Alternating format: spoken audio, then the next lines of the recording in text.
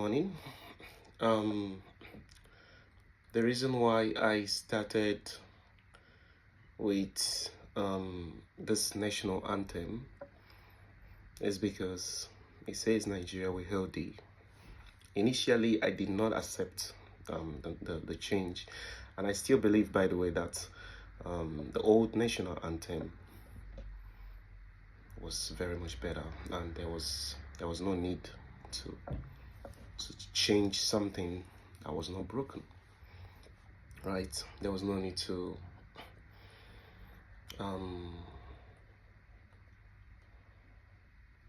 yeah. I mean, can you compare that with this?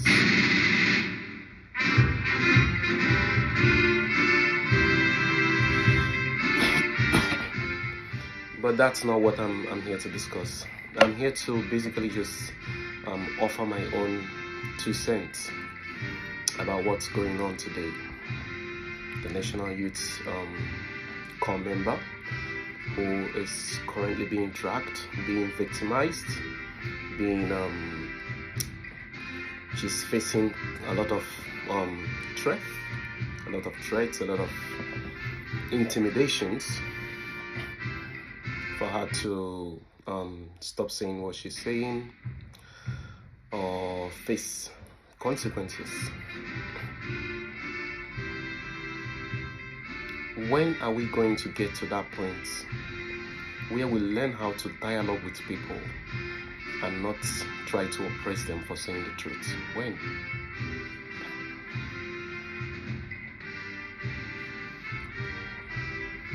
That is the hallmark of dictatorship. That's how you know a dictatorial government, a despotic regime.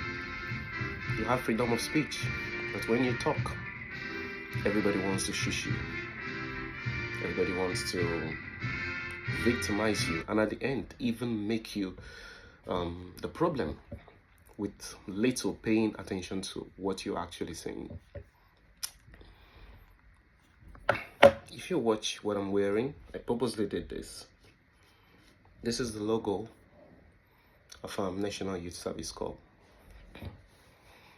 I was a corps member, excuse me, in 2019, come 2020. It was one of the proudest moments for me as a Nigerian, serving the country, representing this beautiful nation and stuff. So fast forward from those periods to this time, I will be very honest with you, I did not learn anything from the National Youth Service Corps. I didn't.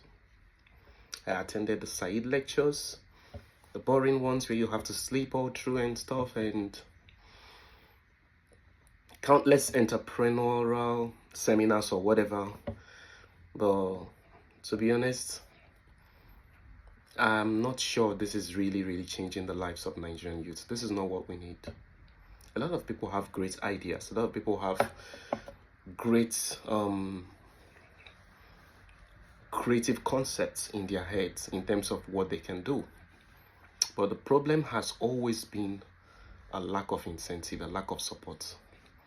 It's good to teach, just like youth service did during my own time. It's good to teach youth, imbibing them that entrepreneurial spirit and stuff. That's very beautiful. I'm not saying it's bad, but I think a lot of Nigerian youths are very creative people. You cannot say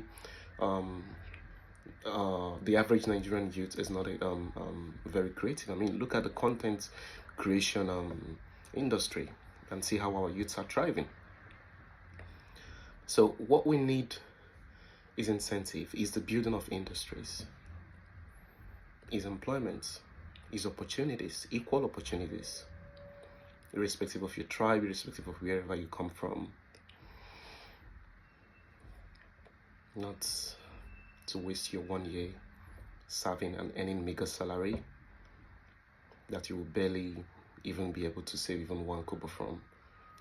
I'm sorry, but the NYSC has outlived its purpose. It has outlived its importance, and I think it should be scrapped. The reason why it was established was just for integrational purposes, to bring people together after the World War. Sorry, after the Nigerian Civil War, there was a lot of tension still existing between amongst different tribes and ethnicities. So this was the best way to like bring everyone together. That is to encourage interrelationships within the populace. And I think it achieved its cause, even to an extent, not very well, but to a great extent, because tribalism is still rife in this country.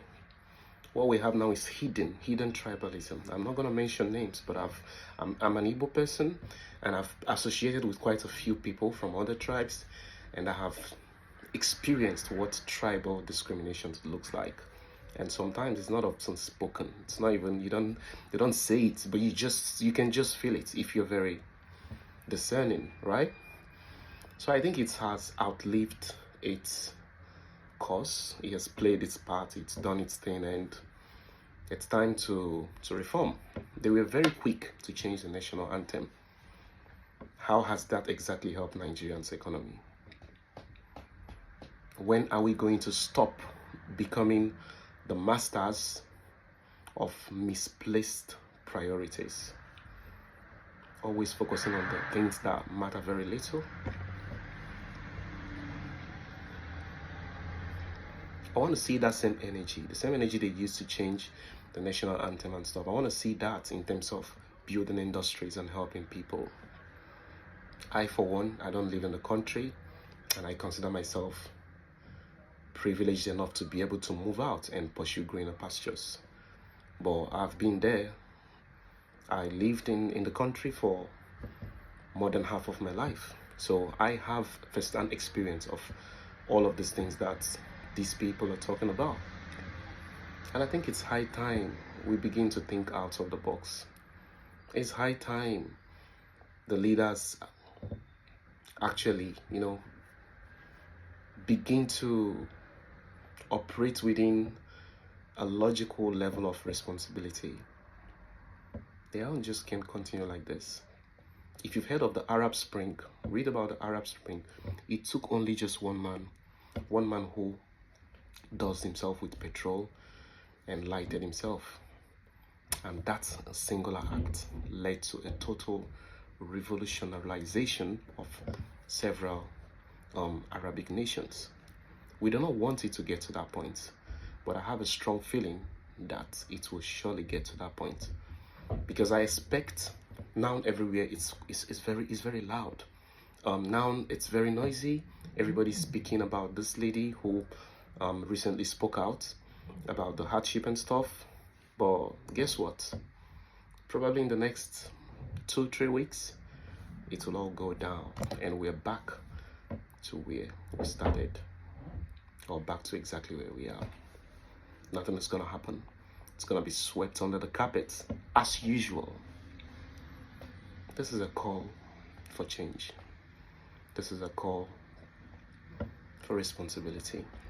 This is a call for the fulfillment of the mandate that we gave to these people by entrusting them into those positions. This is a call for a total reform, a total restructuring, and a total transformation. I believe in the country, as cliche as it may sound. Yes, many of our forefathers might have probably said the same thing at some point, and they all lived and died and didn't see Nigeria of their dreams. But I'm not quitting, and I'm not giving up. And this is me speaking out against oppression. This is me speaking out against injustice. This is me speaking out against extrajudicial killings. This is me speaking out about the hardship that people are facing.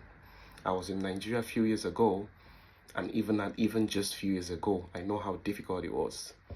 And I can tell from several testimonies that things have even become even worse.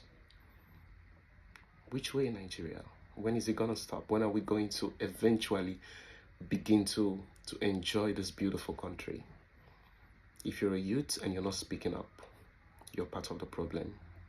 Let's continue to create more awareness. Let's continue to put more pressure, and let's continue to ask questions until we begin to receive our answers. God bless you. Remember that making Nigeria great again starts with me and you.